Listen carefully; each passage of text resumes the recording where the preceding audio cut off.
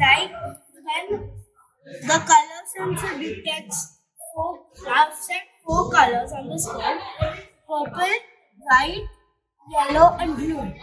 When one of them is displayed here, that means it'll start playing the code of the piano.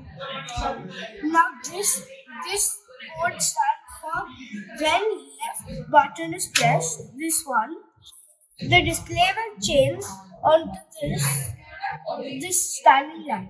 But when right is pressed, it's gonna change onto a right standing line. So now let me play the code and show you.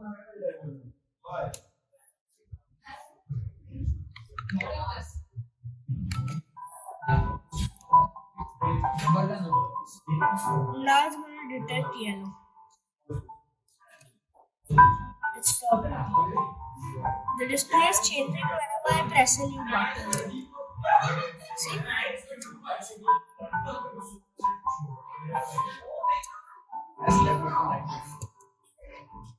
I'll press the right button.